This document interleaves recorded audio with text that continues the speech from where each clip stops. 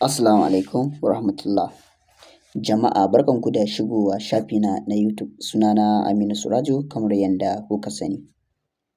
Wannan bidiyo na yi shi dangane da issue da ake samu na authenticator na Sidra da kuma sace-sacen Sidra da ake fuskanta a 'yan kwanakin nan.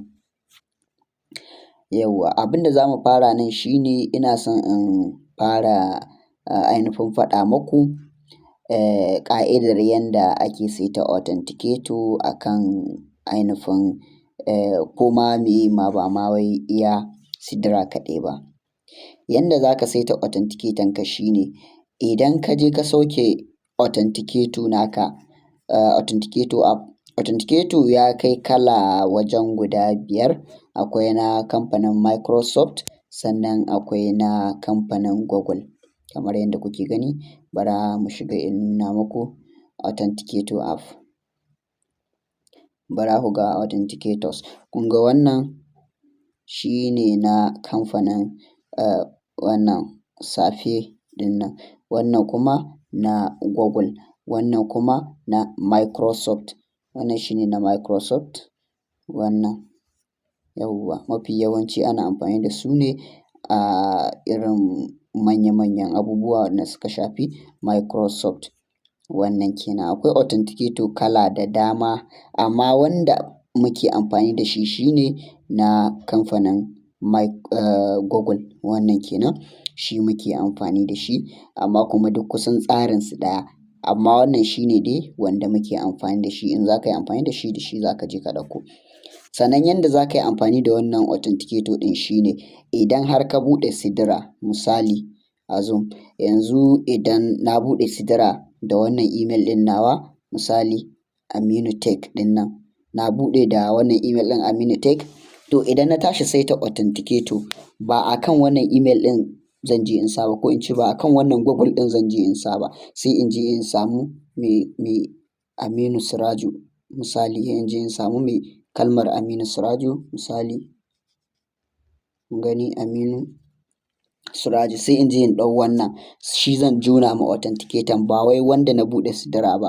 Har idan ka yi amfani da email ɗin da ka buɗe Sidra, in dai mutum ya samu email ɗinka wanda ya buɗe Sidra, to zai iya shiga ya sace maka ainihin Sidrar da ke ciki, sannan zai iya duk wani abu da ka ajiye ta ɓangaren authenticator, ko da exchange ka saita, ka saita exchanger da wannan email ɗin, to da ya je zai shiga Google tunda dama ya riga da ya samu email ɗinka, da ya samu email ɗinka zai je ya ɗauko authenticator numbers ɗin sai ya je ya sa, da ya sa zai wuce, kun ga da ya wuce an samu matsala, ya riga da ya samu email ɗinka. To shi ya sa idan ka buɗe Sidra da wannan email ɗin, to idan ka tashi saita authenticator kada ka saita shi a kan wannan, sai ka zo ka samu wani primary email naka ko wani email daban, sai ka je ka ɗora authenticator ɗin.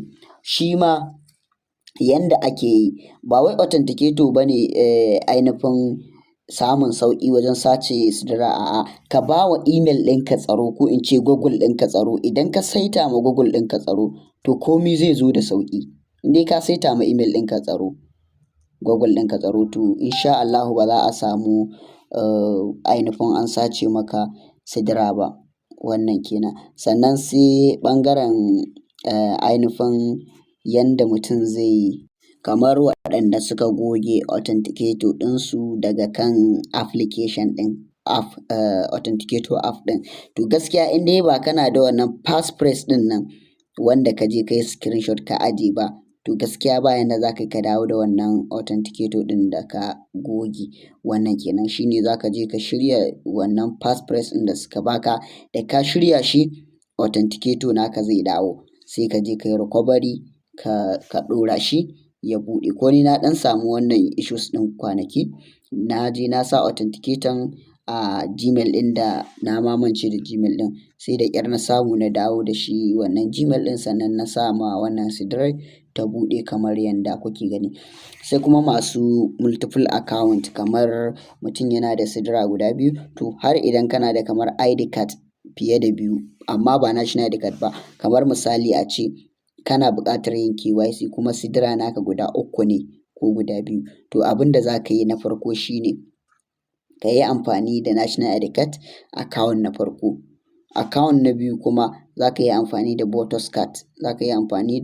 Voters Card, sai kuma in 3 gare ka in kana da driver license to za ka iya sa driver license. To abin da za ka yi kenan.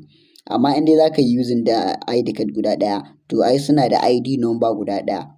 To Voters Card ma idan za ka sa ID number to voting wannan ɗinka voting number naka shi za ka sa, number akwati shi ne a matsayin ID number naka.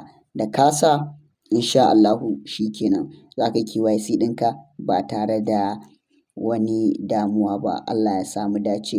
Ina ƙara tunatar da ku duk wanda zai saita authenticator app to kada ya ɗora authenticator ɗin shi a email ɗin da ya buɗe sidira, ka samu wani email ɗin da ya dace ka sa. Sannan har idan ka rasa wannan authenticator ɗin to ka riga ka rasa sidira naka, saboda sun dawo da challenge na shi wannan authenticator ɗin, saboda duk idan sidirarka ta sauka yanzu to sai ka sa authenticator nan kafin ya wuce.